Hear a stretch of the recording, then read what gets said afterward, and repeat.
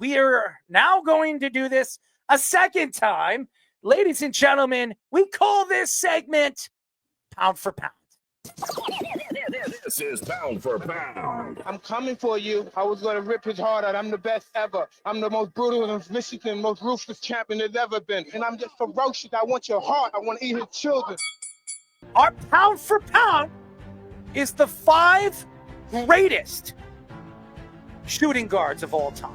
Are you ready, John? We're going to let you go first. We're going to give you the number 1. Go ahead. Well, we're going to do this in the aspect of, as we've talked about, not necessarily in order. Okay. But we're going to do the 5 that we agree on, right? Well, we're not going to agree because I'm going to disagree. I might even argue. Well, Michael Jordan's there, so... Oh, you can wait until 1 because we all going to go. Everybody and the mother is going to agree that Michael Jordan's number 1. I don't think anybody, unless you're stupid and you're really lost. Well, sometimes some people are stupid, right? Well, that's true. Speedy might be out there sometimes, right, Speedy? It's Jaba's time, not yours. I'm obviously going to go D Wade. So obviously everybody knows Jordan's going to be in, but D Wade is obviously one of the greatest. 3 titles, knew he surrounded himself with great people. He was a finals MVP, won an Olympic gold medal, and has the most blocks for a guy shorter than 6'4".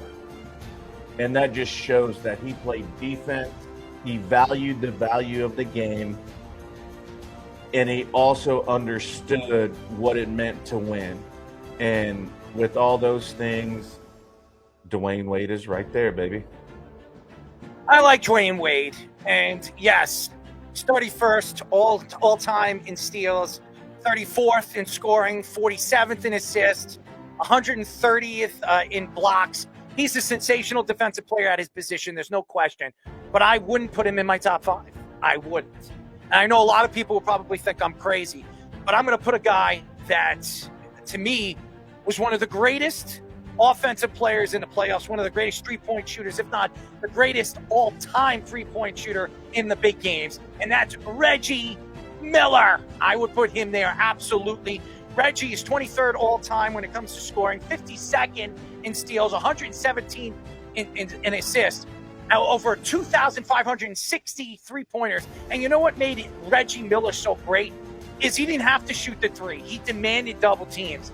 He was everything to the Indiana Pacers. And what stood out to me when it came to Reggie Miller is Reggie Miller can hit the big game, the big shot in the big game, no matter where it was. It would be in Madison Square Garden, it would be in Chicago, he beat Detroit. He's beaten so many great teams because, and by the way, Reggie Miller, if you look at the teams that he played for, did he have another superstar right next to him? Absolutely not. If you look at Dwayne Wade had Shaquille O'Neal still at the top of his game. He's still a great player when he left the Lakers, and a three-time MVP too with Shaquille O'Neal. He also had LeBron James and Chris Bosh. Yes, he was a great player. I'm not saying that he wasn't. Reggie Miller didn't play with any superstars. You're going to tell me Rick Schmidt was a superstar player? He played with nobody. And Reggie Miller got his team into the Eastern Conference Finals. He was a sensational player. And that's what I look at. When I look at greatness, I look at guys that really stood out to their team. Reggie Miller is absolutely in my top 5.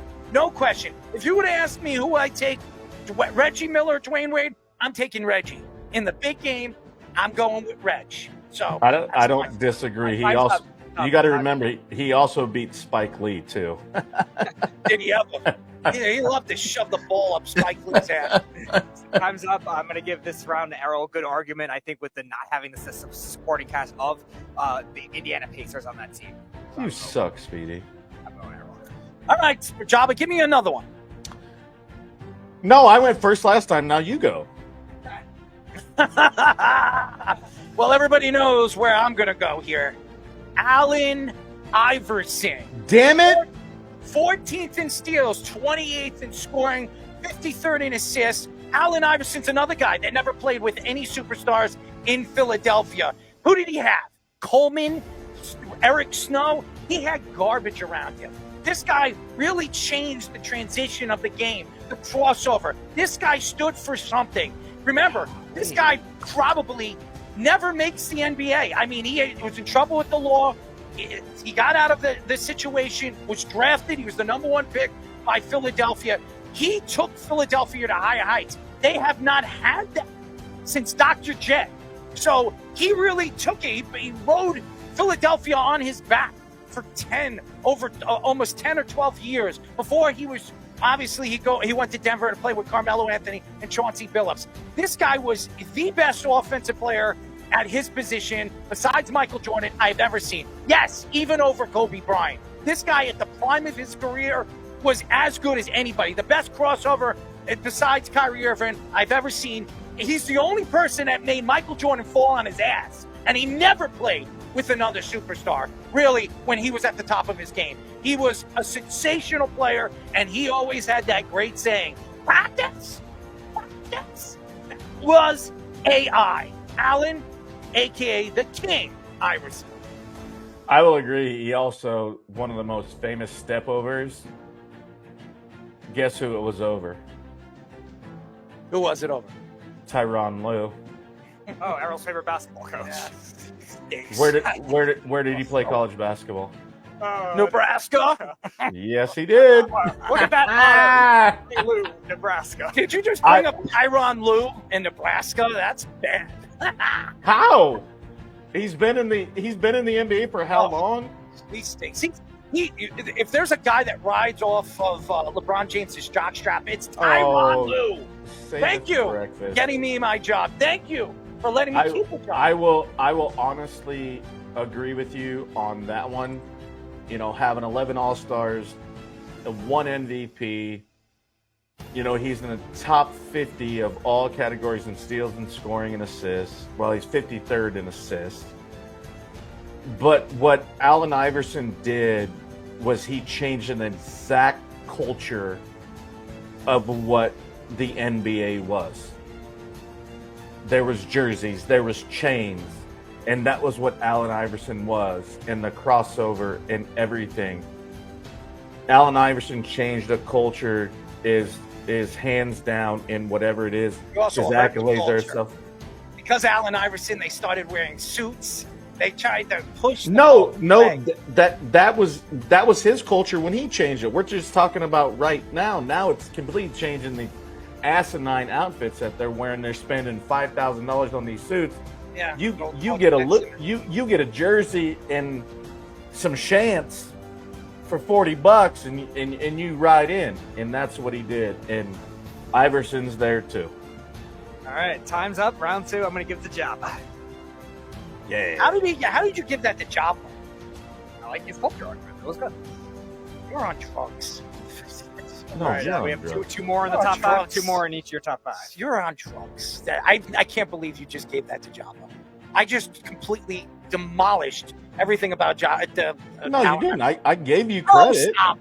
Go ahead. Give me your last next round. one. 2 more guards. Give me your next one. I'm gonna go. Obviously, we know the last one's gonna be Jordan, so that doesn't even count. I'm gonna go Clyde Drexler. Obviously, won a championship.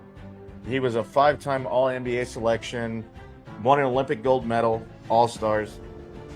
He is literally one of the best 2 guards that have ever played. Scored, could rebound, undersized at his aspect. And it literally, when he switched and went with Hakeem, yeah, that obviously helped. He did. I'll give you that win too, Errol, that he didn't have superstars. He did have Hakeem when he won with the Rockets. But for me, it's just like seeing what Clyde the Glide did and the consistency that he did it with and how his game was just so valued in every aspect with steals and scoring, assists, and everything. I think he was just really he's got to be in that category, and now there's really no categories anymore. But as we're in this conversation, I think he's arguably in the top 5, and There's nothing more. And you know, when you have that Clyde the Glide aspect of it and the things that he's done, I think he's in that realm, dog. I love Clyde Drexler, and you went with Clyde Drexler. I'm going to go with somebody else. I'm going to go with George Iceman Gervin. Yeah. Oh, I think is so underrated in a time where basketball, especially the transition of basketball, and he played for San Antonio, played for many different teams, but George Gervin stood for something. He's not only a great defensive player, career 25-point scorer. I mean, and you look at the teams that he played for, and again, San Antonio was the one that stood out to. Even at the final part of his career, he played for the Chicago Bulls. He stood for something: leadership, defense. The guy was. Why do you think he had called him the Iceman? Because he iced you every time at the end of the game. He liked to stick it to you. His ability to really dominate the game, and really on the teams, the San Antonio Spurs. If you remember the San Antonio Spurs that he played for, he was another guy. He was the superstar of the team. He did play with other decent players, but not superstar players. And he played in a time with a lot of great basketball players. You talk about Magic Johnson, Kareem Abdul-Jabbar.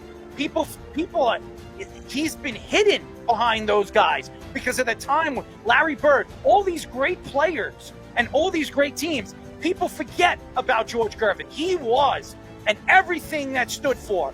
This guy also, just so everybody knows, this guy was an all-NBA player 5 times. How many guys, first-team all-NBA players that you can name in the 70s and 80s at the time of Kareem Abdul-Jabbar, Magic Johnson, Wilt Chamberlain, that you can name in that total? This guy was so underrated where he was and what he did in San Antonio. This guy stood for something. I don't care what anybody says. This guy Clyde had the same all-NBA selections.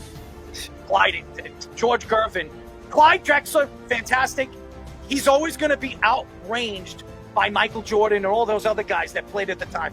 This guy, so hidden because he played in San Antonio, and San Antonio was not one of those teams that really stood out. So, time's up, guys. I'm giving this one to Errol for this one. I think that was actually probably individually one of the best arguments I've seen for like a player that doesn't get enough respect. Never gets respect. I'm surprised that nobody even brings him up.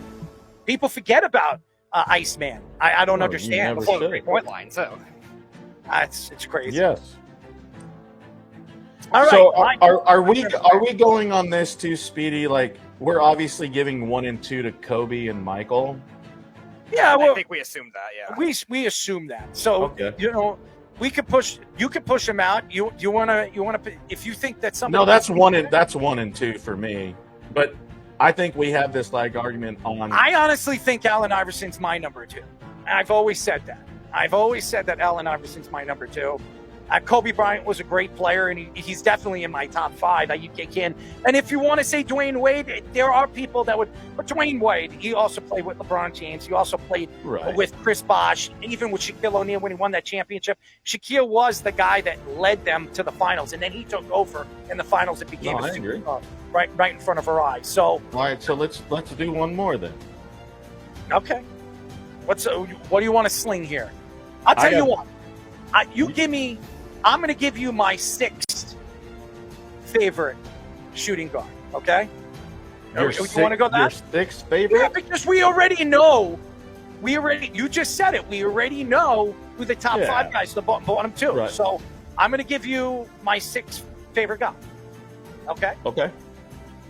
And I'm going to go with Ray Allen. And I think people underrate what Ray Allen has done for the game of basketball. He was traded for Stephon Marbury. and you hate Steph Curry because Ray Allen was I'm going to tell you why I'm going to take Ray Allen in a heartbeat over Steph Curry, if you were to ask me. And Ray Allen was a great defensive player. Ray Allen was also, I don't know so if how isn't James Harden in this conversation? Because I can't stand James Harden. He stinks. He's an overrated sugar mama who hangs out at the strip bars and hangs out with himself and probably plays why with himself. Why are you judging that? Kardashian. What? He still does it. I can't stand him. I can't. The only thing that he stands for is that freaking beard that he wears. Oh, my God. Everything else. Have you seen his picture without a beard? It's My unbelievable. God. He looks like a child. He looks like unbelievable. It looks like a second grader, okay? But Ray Allen, 10-time All-Star, Don't hate it. 2-time All-NBA selection. This guy, 2-time NBA champion. I know you're going to look at his championships when he went to the Celtics. He did play with Kevin Garnett. Obviously, he played with Paul Pierce. But he stood for something. He was traded for Stephon Marbury. If you remember, he was drafted by Minnesota. And Stephon Marbury was traded. He went to Milwaukee, and Stephon Marbury went to Minnesota to play with Kevin Garnett. Ray Allen went to the Milwaukee Bucks, okay? I don't know if you guys know what Milwaukee was at that time. They had nobody. Milwaukee was a crappy organization. When he went there, he put them back on the map. And that's what he stood for. When you look at what he did for 20 years, not only a three-point shooter, this guy was a great defensive player. All NBA second team. People forget that. This guy was a born leader. He stood for something. And by the way, you ask anybody, ask LeBron James, ask Dwayne Wade, ask anybody that's played with Ray Allen. He's the greatest teammate they've ever played with.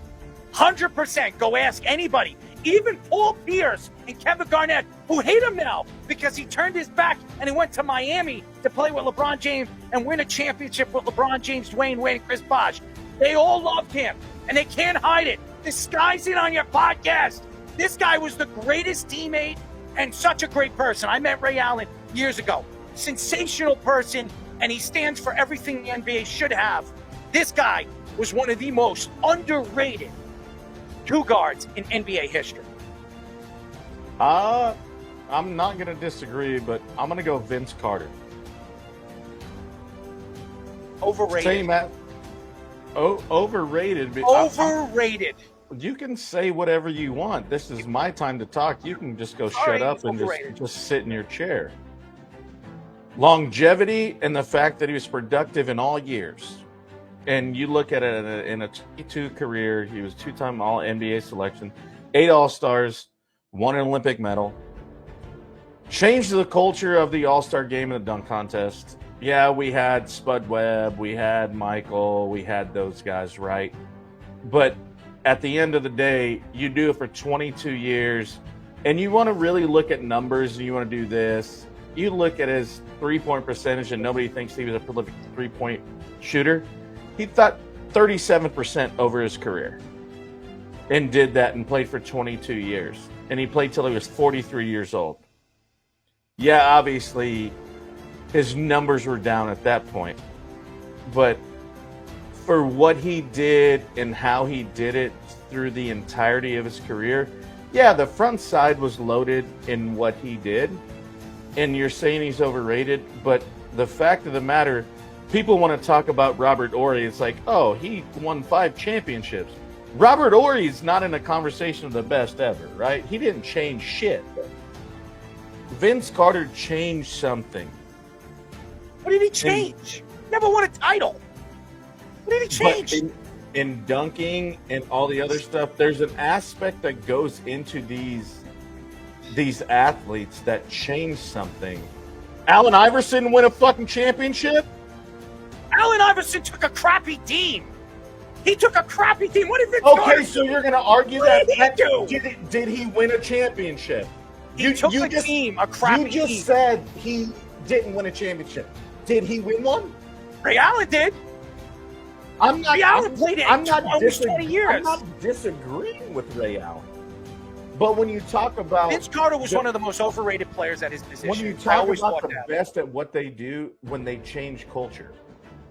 Time's up, guys. Time's up, guys. I'm giving Errol this one, too. I don't love the dunk contest argument as much. Sorry. He was just so overrated. I'm sorry, Job. Listen, I respect Vince Carter. So overrated. I never liked Vince Carter.